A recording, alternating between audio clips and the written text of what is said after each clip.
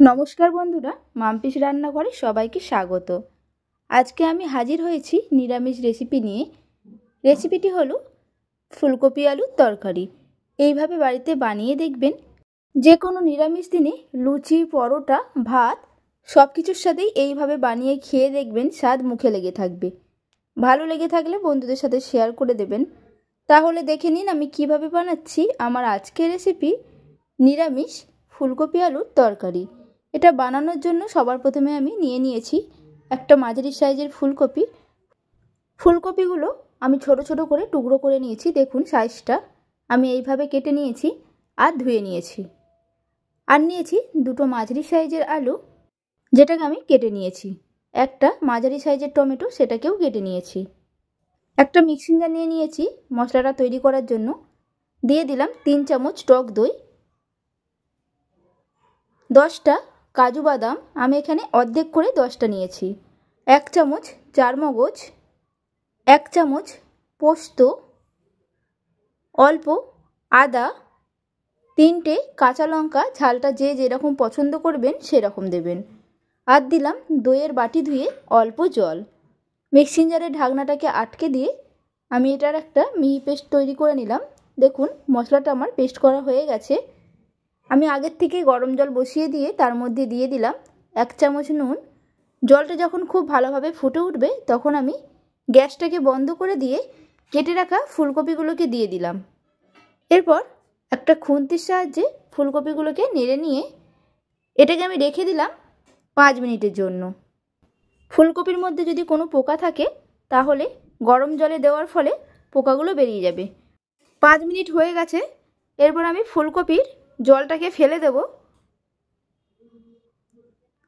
এদিকে কড়াই বসিয়ে কড়াইটা গরম করে নিয়ে দিয়ে দিলাম সাদা তেল। তেলটা গরম হয়ে গেলে ফোড়নের জন্য দিয়ে দেব 1/2 চামচ গোটা জিরে, 1 টুকরো দারচিনি, 2টো তেজপাতা। 15 থেকে 20 সেকেন্ড পর দিয়ে দিলাম ফুলকপি আর 1 চামচ নুন আর কেটে রাখা আলু। সব কিছুকে আমি খুব ভালোভাবে ভেজে নেব 4 থেকে 5 মিনিট ধরে। দেখুন ফুলকপিটার কালার চেঞ্জ হয়ে গেছে আর আলুটারও। এই সময় দিয়ে দিলাম কেটে রাখা টমেটো। টমেটোটাকে সব কিছুর সাথে খুব ভালোভাবে ভেজে নেব যতক্ষণ না টমেটোটা সেদ্ধ হচ্ছে। দেখুন ভাজতে ভাজতে টমেটোটা সেদ্ধ হয়ে গেছে। এই সময় এর মধ্যে দিয়ে দিলাম পেস্ট করে রাখা মশলা। মিক্সিং জারে অনেকটা মশলা লেগেছিল, তার জন্য সেটা ধুয়ে দিয়ে দিলাম অল্প জল। দিয়ে দিলাম 1 চামচ কাশ্মীরি লঙ্কার গুঁড়ো। এতে এই রান্নার ঝাল হবে না, শুধু কালার হবে। 1 চামচ ধনের গুঁড়ো, 1/2 চামচ জিরের গুঁড়ো, 1 চামচ হলুদ গুঁড়ো আর দিলাম অল্প চিনি। মশলাটাকে এরপর কষাতে থাকবো 4 থেকে 5 মিনিট, যতক্ষণ না মশলা থেকে তেল ছাড়তে শুরু করছে। দেখুন কষাতে কষাতে মশলা থেকে তেল ছাড়তে শুরু করেছে। এই সময় দিয়ে দিলাম জল।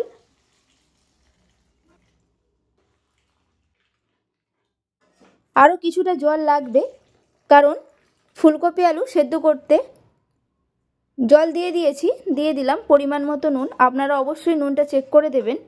সব কিছু মিশিয়ে নিলাম। ঢাকনাটাকে আটকে দিয়ে সেদ্ধ হতে দেব 8 থেকে 10 মিনিটের জন্য। 10 মিনিট পর ঢাকনাটাকে খুলে নিলাম। দেখুন ঝোলের ঘনত্বটা অনেকটাই কমে গেছে আর আলুগুলো সেদ্ধ হয়ে গেছে। শেষে দিয়ে দিলাম 1/2 চামচ শাহি গরম মশলার গুঁড়ো আর 1 চামচ ঘি। সব কিছুকে এরপর মিশিয়ে নিলাম। মিশিয়ে নিয়ে গ্যাসটাকে বন্ধ করে দিলাম। গ্যাসটাকে বন্ধ করে দেওয়ার পর আমি এটাকে ঢাকনা আটকে রেখে দেব 5 মিনিটের জন্য। 5 মিনিট পর ঢাকনাটা খুলে নিয়ে গরম গরম পরিবেশন করুন। রেডি হয়ে গেল আজকের নিরামিষ রেসিপি ফুলকপি আলুর তরকারি। এইভাবে অবশ্যই বাড়িতে একবার বানিয়ে দেখবেন, আর কেমন লাগলো অবশ্যই কমেন্টে জানাবেন। যে কোনো নিরামিষ দিনে এরকম একটি রেসিপি হলে একেবারেই জমে যাবে। ভালো লাগলে একটা লাইক করে দেবেন, বন্ধুদের সাথে শেয়ার করে দেবেন, আর নতুন বন্ধু হয়ে থাকলে আমার চ্যানেলটিকে সাবস্ক্রাইব করার অনুরোধ রইল, পাশে থাকা বেল আইকন সমেত। তাহলে আমি যখনই কোনো নিত্য নতুন রান্নার ভিডিও আপলোড করব সবার প্রথমে আপনাদের কাছে নোটিফিকেশান চলে যাবে। সুস্থ থাকবেন, ভালো থাকবেন, ধন্যবাদ।